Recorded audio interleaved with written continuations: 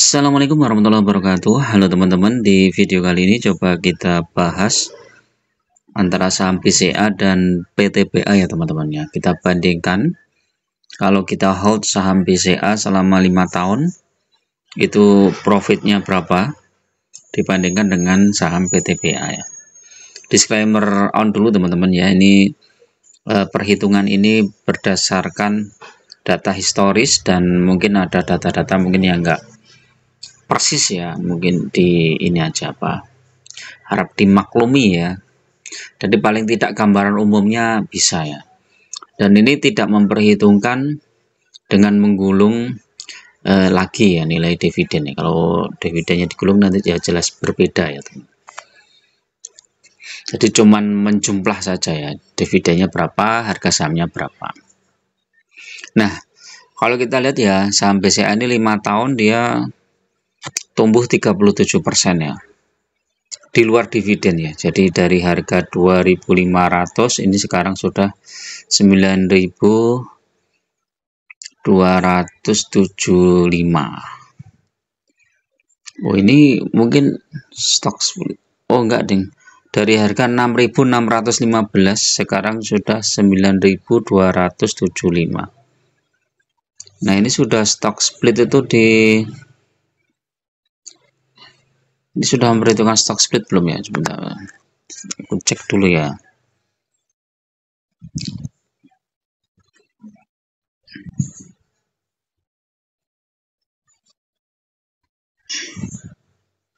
Nah 2020 ya, coba nih 2020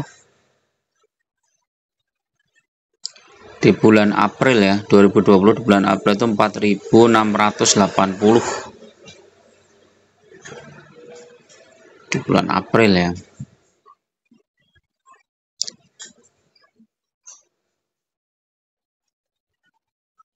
Kalau di bulan Februari 6.025. Ini tadi berapa nih? 6.600. Oh, hampir sama ya. Jadi ini kayaknya sudah memperhitungkan stok split nih kayaknya.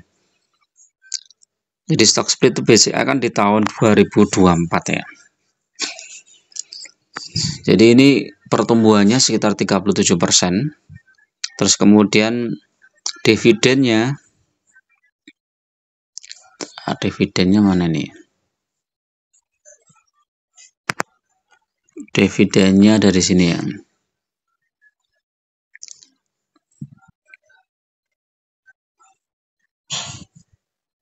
Lima tahun. Nah.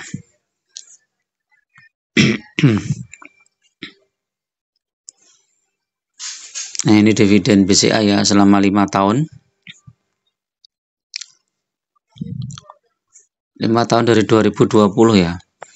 2020 Maret ya, berarti kan ini dari 91 ini kita jumlahkan coba ya. 91 ditambah 19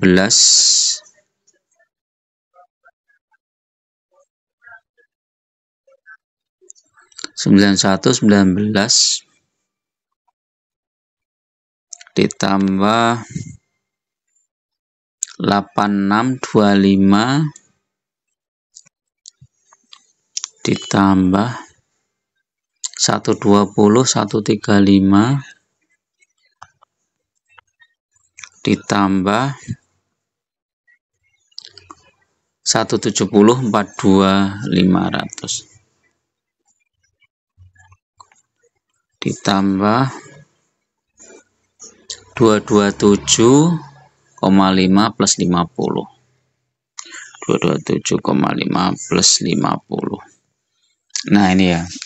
Jadi total dividen yang diterima ada 966 dengan pertumbuhan tadi, tumbuhnya tadi berapa? 37% ya. Dari harga 6760 dibagi 6760, 14% ditambah 37. Nah ini tumbuhnya 51% ya teman-teman, BCA ya. Ini 51%. Terus kemudian coba kita lihat Bank saham PTBA ya. Nah, PTBA ini kalau 5 tahun coba kita cek ya.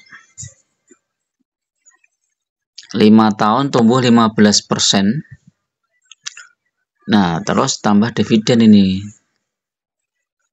PTBA ini dividennya berapa ini?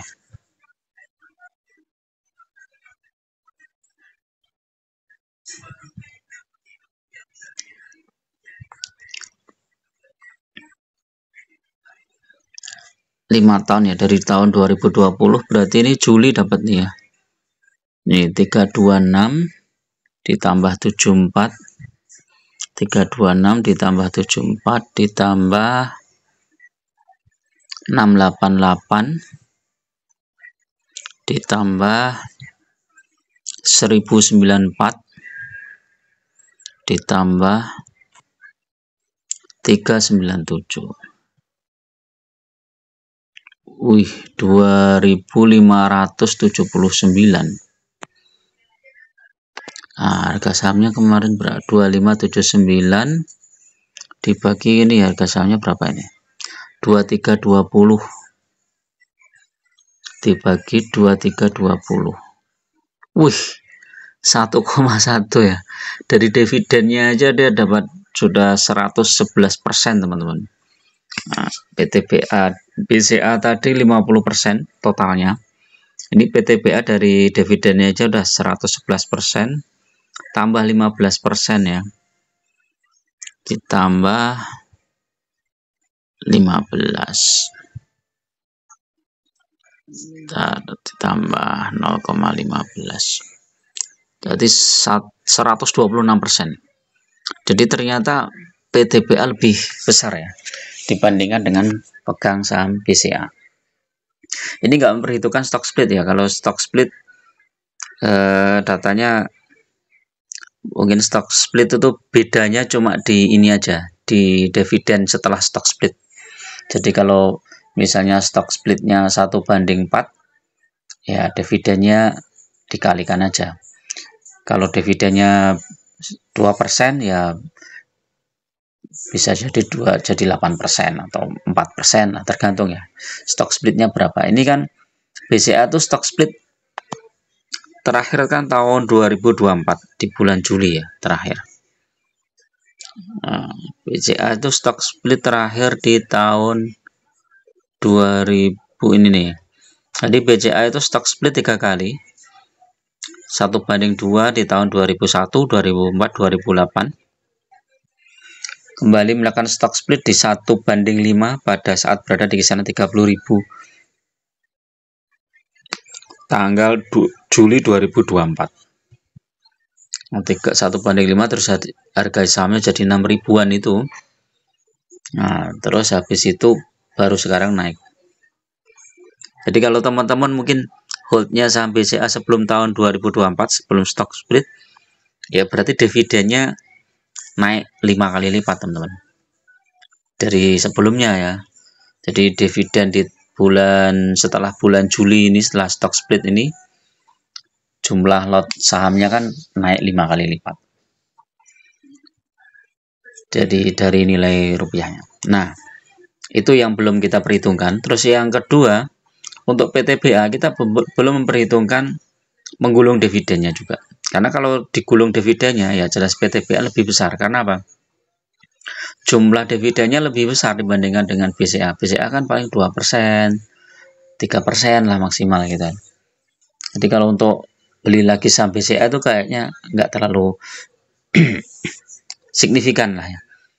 Tapi kalau PTBA signifikan banget ya, karena dia dividennya di atas 10% ya. Nah, semuanya tetap ada risiko teman-teman ya. Jadi kalau saham perbankan tuh ya memang dia saham yang tahan terhadap krisis ya. Bahkan saat krisis tahun 2020 dalam waktu 1 tahun aja sudah balik. Sementara saham-saham komoditas seperti PTBA, Adaro, TMG dan lain-lain ya, itu saat krisis benar-benar terpuruk ya. Untuk balik lagi itu butuh waktu lama ya.